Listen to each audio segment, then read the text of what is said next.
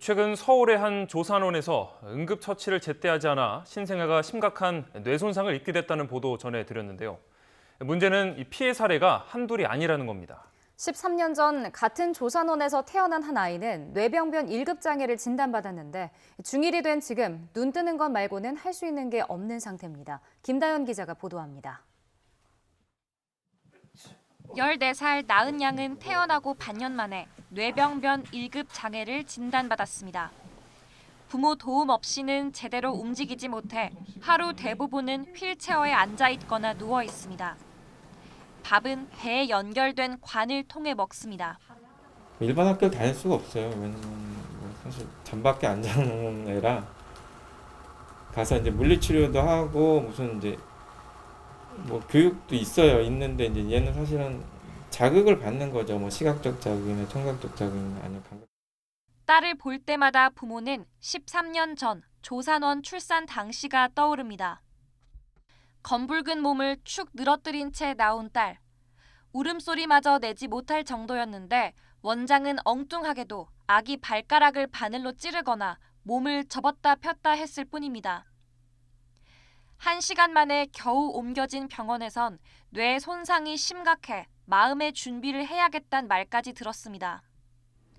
부모는 원장에게 사과와 보상을 요구했지만 운이 안 좋았을 뿐이라며 지금은 10원 한 장 없으니 나중에 주겠다는 무책임한 답만 들었습니다. 10원 한 장 없다. 다음에 오면은 얼마씩 줄게. 이런 식인 거예요. 너무 어이가 없잖아요. 이후 부모는 법정 다툼을 시작했고 원장에게는 무면허 의료행위와 업무상 과실이 인정돼 벌금 700만 원형이 내려졌습니다. 사건 발생 5년 만에 내려진 법원의 판결. 딸에게 평생 장애를 안긴 대가가 고작 벌금 몇백만 원이란 현실에 부모는 울고 또 울었습니다. 지금은 인터넷에서 커뮤니티를 운영하며 비슷한 피해 사례를 수집해 관련 내용을 공개하고 있습니다. 벌금형으로 끝나버리니까 너무 허무한 거예요. 다 징역형 된다고 했는데 그리고 자괴감이 굉장히 컸어요. 저는 이제 끝나지 않은 싸움이라고 생각을 해요. 보시다시피 조산원은 계속 자리를 지키고 있습니다. 아이 부모는 또 다른 피해 사례가 나오지 않을지 걱정하고 있습니다. YTN 김다연입니다.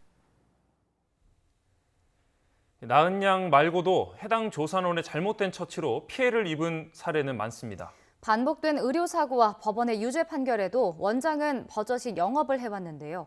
어떤 제도적인 문제점이 있는지 계속해서 김다연 기자가 전해드립니다. 이른바 아기 할매로 불리며 수십 년 동안 조산원을 운영해온 서모 원장.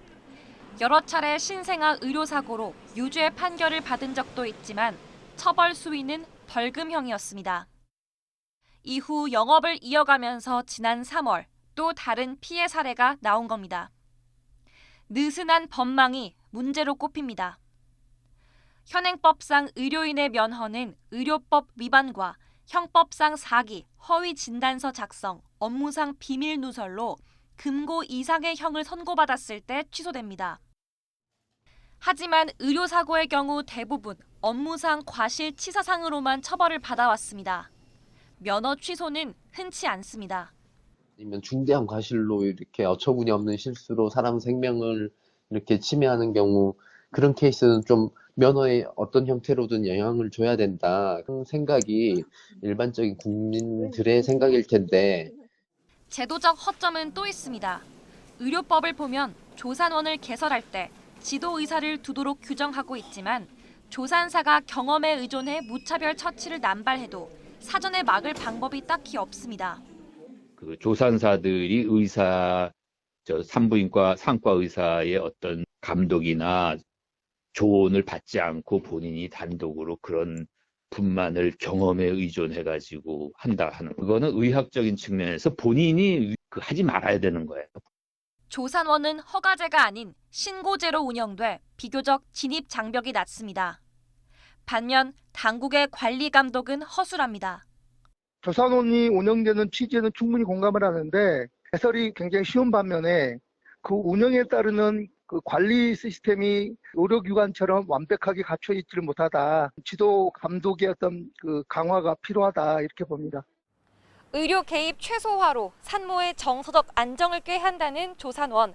현재 전국에 10여 곳이 운영 중인 것으로 추산되는데 의료 사고를 막고 책임 의식을 높이기 위해 제도적 보완이 시급해 보입니다. YTN 김다연입니다.